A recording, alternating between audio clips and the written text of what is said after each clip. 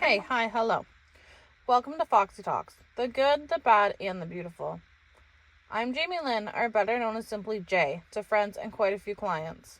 Hell, half my clients just call me Foxy at this point in my career. I'm a medical esthetician and permanent makeup artist located in Ajax, Ontario, and own Foxy Winks Beauty, your one-stop beauty shop. On this podcast, we're going to discuss it all things beauty, business highs and lows, client stories, motherhood, and being in that weird dynamic of being in your 30s. In between those segments, I'm going to have some guests on. This podcast is going to be real and raw, and there may be some cussing here and there. Apologies in advance, but like I said, it's going to be real and raw. We're going to talk about subjects that tend to be taboo or people avoid talking about, because I do truly think as a business owner, they should be discussed for any future business owners to see or for us to lean on each other to get some more insight. If there's a topic you'd like discussed or interested in hearing, please let me know by emailing info@foxywinks.ca. And now, let's jump into this week's episode.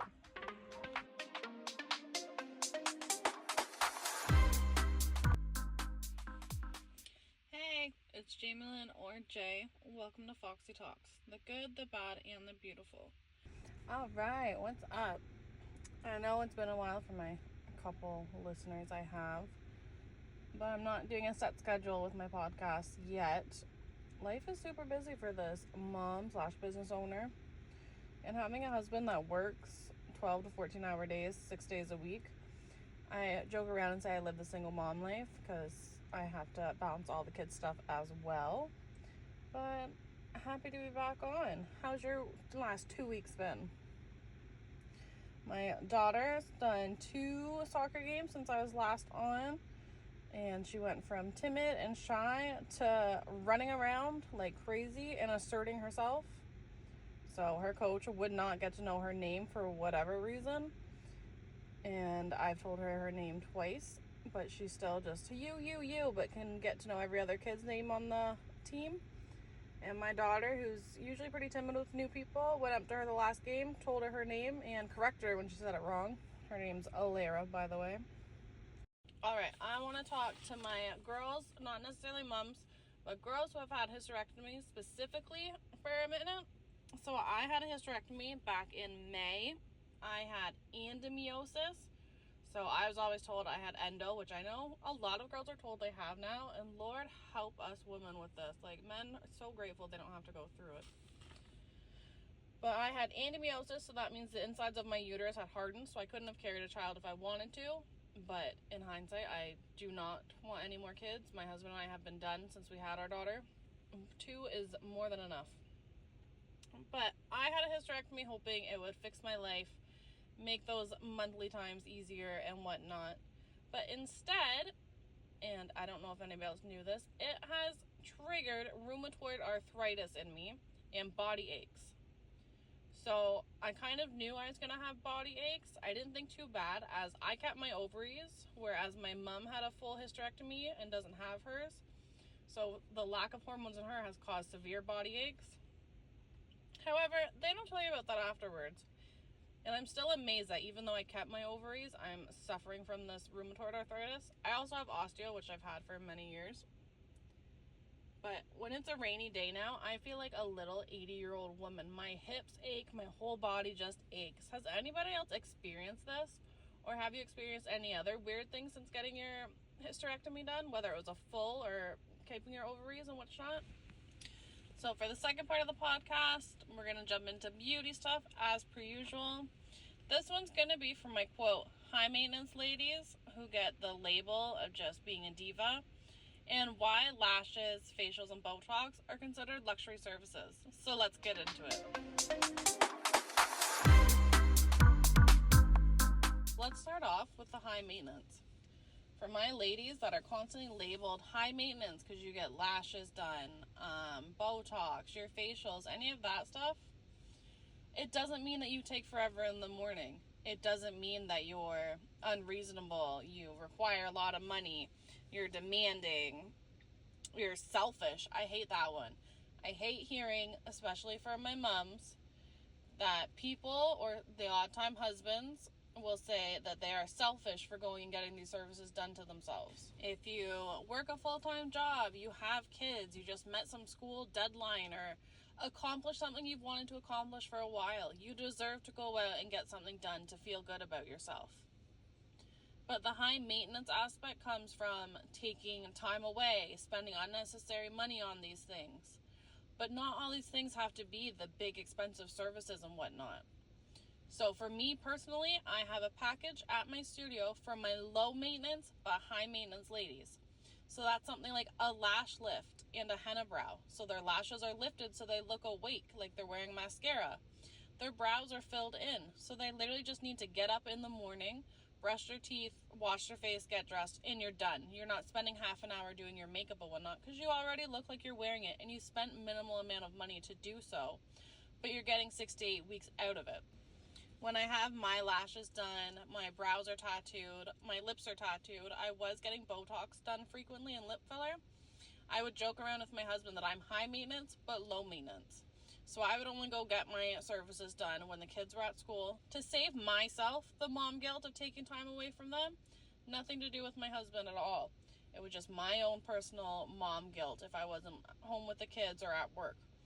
So I got that stuff all done so that, again, in the mornings, I can just wake up and go. I've spent my time doing the, quote, high maintenance luxury stuff, but now I'm ready to go. Where my husband will take longer. Hell, the kids will take longer to get ready, and mama's ready to go when we're out the door. But let's get into that second part of it. Why are lashes, facials, and Botox considered a luxury service? Well, you have to consider the quality of work plus the price of the training. For some of us service providers, we've also spent a lot of money on our trainings and mastering our craft. Not to mention, in terms of lash extensions, we're applying lashes one-to-one. That takes a lot of time considering the average person has about 150 lashes per an eye. There's always the simple answer of lashes, Botox, facials, permanent makeup, etc. are not necessities. And not everyone can afford them or the upkeep of them. If you've come to me, you know that I'm very transparent when I say lashes are fantastic for, again, not needing to wear makeup and being able to get up and go.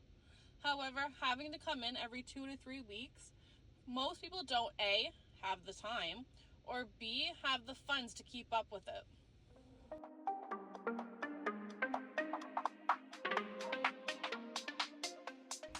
But remember in the first 2 podcasts where I said sometimes I'll be a hypocrite? This is one of those times. When I say that facials, permanent makeup, etc. are not necessities, sometimes I beg to differ in certain instances. So, facials. Sometimes they're a necessity. Maybe you have recurring cystic acne. Regular chemical peels and microdermabrasion can reduce the occurrence of the breakouts or even stop them. This isn't going to just help your skin, it's going to help your self-confidence and make you not go out to Walmart or something and worry that people are looking at you. It's going to help you relax your shoulders a little bit because you know that your skin's clear and you just feel better and comfortable. There's some type of security with it, which I completely understand. So again, that's where I'm a bit of a hypocrite that I think, yeah, people do need facials regularly to clear out their skin. We need to take care of it. And not even the security of your skin being clearer. Sometimes those cystic acne lesions will become extremely irritated and painful, even if just the wind touches it or if it's winter and your coat's hitting it. That's gonna hurt like hell. So why not do something that's gonna help get rid of it? And this is something that's gonna help get rid of it versus just pumping your body full of pills.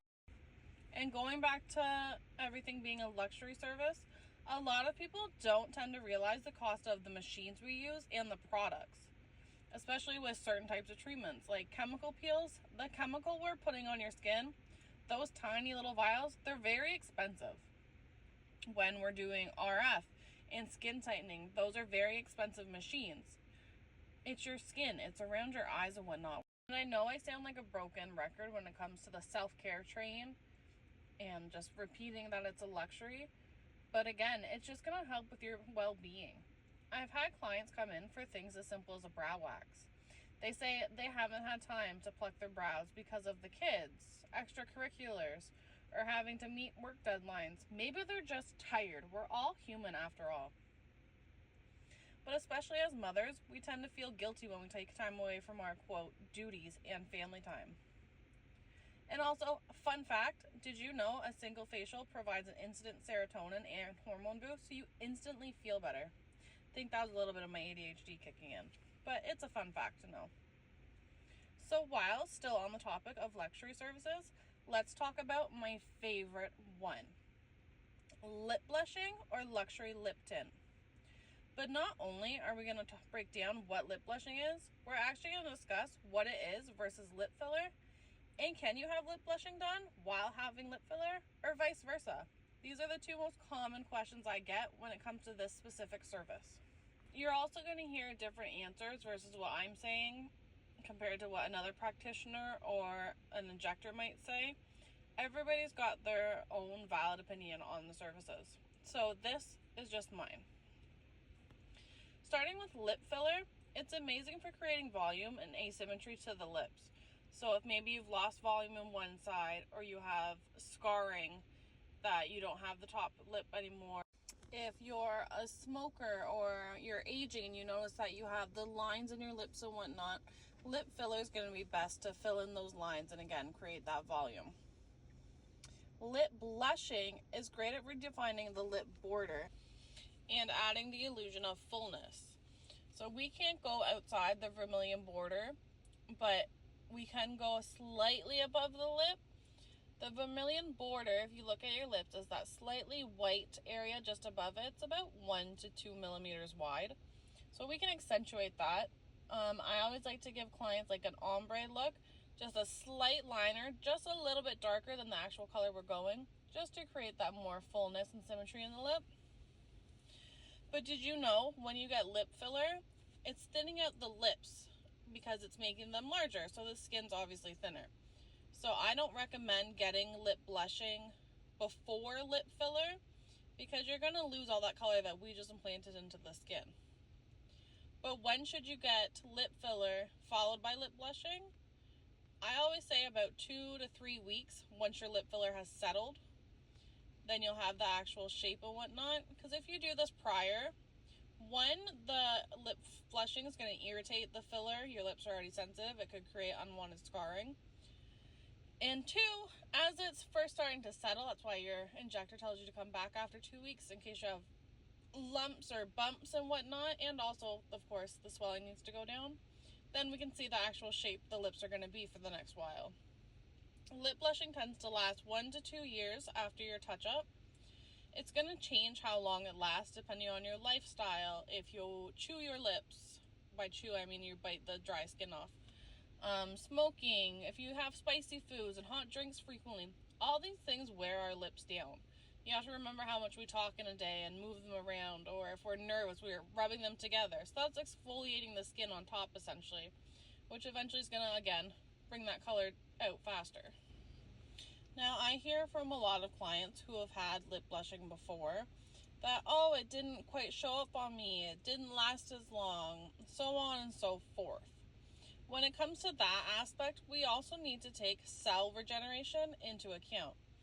So again, when we're biting our lips, we're exfoliating them, keep them from going dry in the winter months. We're creating new cell turnover, which is just constant within our bodies. So if you're older, or again a lip biter, I know, broken record again with the lip biting, you are constantly taking those layers of skin off, so your body's having to produce new cells. Well, those new cells aren't going to have the pigment that we put into the lips in it. So of course the color is going to be different. And as for why your color might have not stayed versus your sister stayed, maybe your cell turnover is going at different rates, which is extremely common. Not everyone's is going to be the same, even if you're the same age. It's really cool when you get into the biology of all that. And when it comes to the color, a lot of people will say, oh, I've had bold color or just a little bit of color. What you're getting out of it is quite literally in the names. A lip blushing or a lip tint. So a tint or a blush is always going to add just a hint of color, just to give you that extra little pop, that little bit of oomph to it. So for me personally, when I was 16 to 18, even in my early 20s and whatnot, I lived in tanning beds. I just love the warmth, feeling like you're on vacation, whatever. So because of me going to the tanning bed so often, my lips actually lost their color and whatnot because of all the UV damage from the lights. So I have pretty pale, tannish lips when they're not done. But I've had my lip blushing done for the last 4 years. I haven't touched it up in 3. And I've got a nice pink tone on them that I absolutely love. And I get complimented on it frequently. When I just put a little bit of Vaseline on, I'm often asked what lipstick and whatnot I have on. But it's nice. You can kiss your husband, drink your drinks and whatnot. No smudging. Not worried about reapplying it later. But it's just, again, that nice little hint of color. Nothing too severe or major. The scarring, we can absolutely match your lip blushing to your natural lips over top of a scar. It will take a little bit more work, possibly more touch-ups, but it's doable. The amazing thing about lip blushing is you can just bring in your favorite lipstick, your favorite lip gloss, and we can custom color match it to that color. It's always going to dry about 40 to 50% lighter. Sorry, not dry, it's going to heal 40 to 50% lighter, and that's why the touch-up's absolutely needed. So you always want to go a shade or two darker. But back to the scarring, I've had clients come in who have, one went through a windshield and she had literally jagged marks throughout her lips. We covered it up and she didn't actually need to come in for a touch-up till 8 months later. Typically you'll come in for a touch-up 4 to 6 weeks after. But she came in 8 months later and it healed absolutely beautiful. And her smile made it worth every cent I've spent on training to do what I do. And the definition of love what you do was right from that woman. I've had clients come in from a dog attacking them, so they had a great big mark in their lip and their lips were uneven just on that one side of their face, and we were able to counteract it and give them even lips. My older clients are probably my favorite when they come in, and it's just, I don't want to apply lipstick anymore. My one client has applied it for 50 years, she told me just a couple weeks ago. And we've done her lip blushing, done her touch-up. It's healed the exact color she wanted. And she's so thankful for doing lip blushing. And again, that's another just low-maintenance thing. She doesn't need to apply her makeup now, but her husband would say, oh, you were high maintenance for getting that done. Okay, well, she's not fussing with her lipstick anymore, so I'd say that's a win.